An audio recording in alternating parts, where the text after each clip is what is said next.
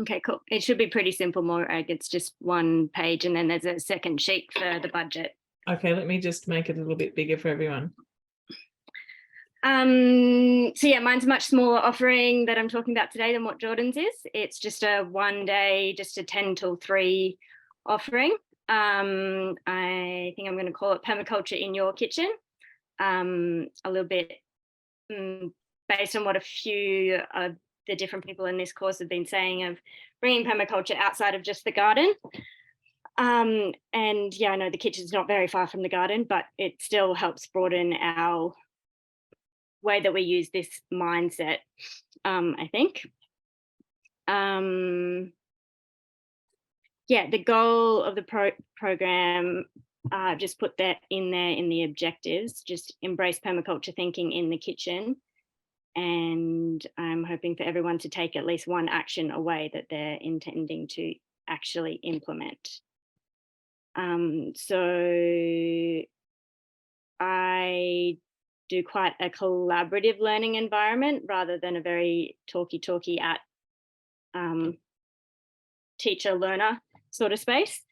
So most of what I've got there in the session plan is lots of circle work and group work and small groups, and then little bits of me talking at people, I guess, or hosting the group as a whole. Where is it? It's going to be at Canberra City Farm.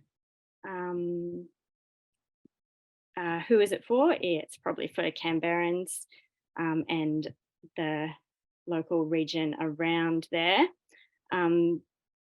Being a kitchen-based thing, unfortunately, it is going to be predominantly women in my experience, but I will be poking a few fellas to make sure that there is some more gender equality in the room, because I've found whenever I've ran food-based things in the past, it does often become a very female space, and it's time to move beyond that. Yeah. Teaching ecosystem, so map of my team. So it is just going to be me, but I'm going to also have a volunteer participant to help out with a few different things as well. And then I've got a few people who I've put in there who I'm kind of sharing what I'm doing with and asking for their support if I need it. And then also for further courses related to this. And I've done some courses with a couple of these women beforehand as well, somewhat related to this one.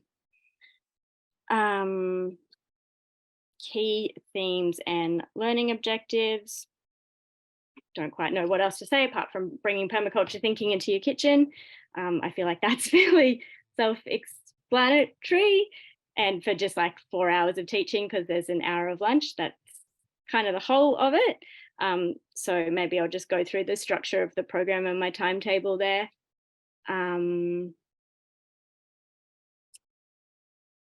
Yeah, I don't really want to just read out what's on the screen. Does anyone have a question about what's on the screen? It's pouring with rain here. I don't know if you can hear me through all the rain on the tin roof, but I was perhaps you could just pick out one example maybe of how, you know, say for example, how you would what is taking permaculture principles to the kitchen look like? Like maybe you could just describe that a bit. Yeah, so okay, the one that you've like it's just on the bottom of the screen there. So this is after lunch, after a fair bit of group work and people kind of digging into their own experiences and ideas of what permaculture in the kitchen is and can look like. I've given myself half an hour of sharing using, well, it depends on what's come up as to what I will actually share in that context.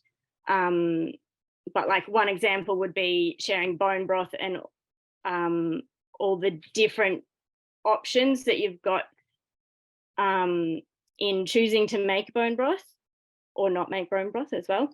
But so something I really like sharing with people that I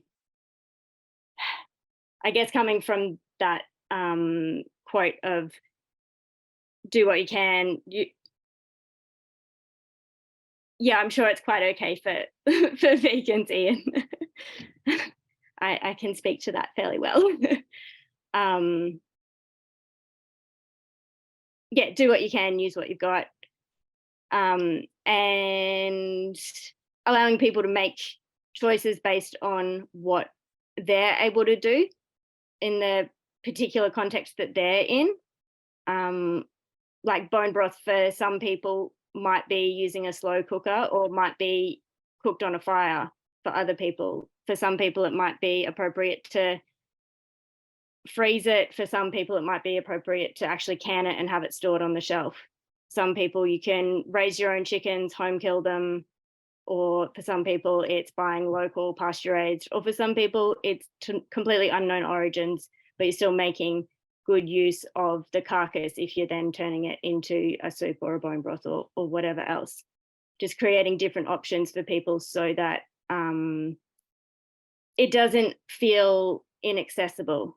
It feels like wherever you're at, you can take another step and it's not overwhelming. Nice. I was wondering too whether you might like to just as a description, what is rose thorn bud?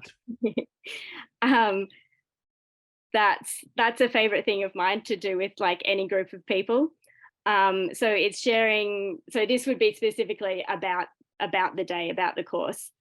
So sharing a rose, something that's beautiful and bright and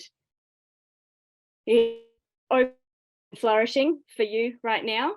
Sharing a thorn, something that's a bit of a learning edge or a spiky bit or a bit uncomfortable. And sharing a bud, something that like it's closed and tight, but you can see that maybe it's emerging, maybe it won't, but you can see that there's possibility there. And yeah, so sharing your rose, your thorn, and your bud, and then going around the group, each doing that. So it's in this context, it's a way to get feedback as well as people to share what they've taken away. That's beautiful. I wonder if there's any one last process that you'd like to share, because that seems to be like how you're focusing in on what you're doing is creating a space where that learning can happen. So that's a really beautiful one. Are there any others like that you've got woven into here?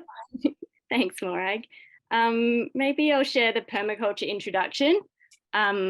Obviously, with it being such a short window of time, it's got to be fairly snappy. So what I've put there is 25 minutes. And so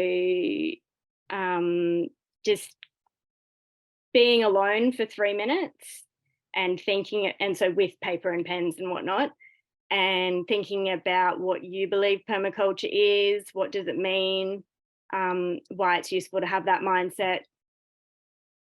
And then coming together in small groups, maybe 3 or 4, and talking about those same questions all together. And then 5 minutes all together as a whole group, again, bringing that all together.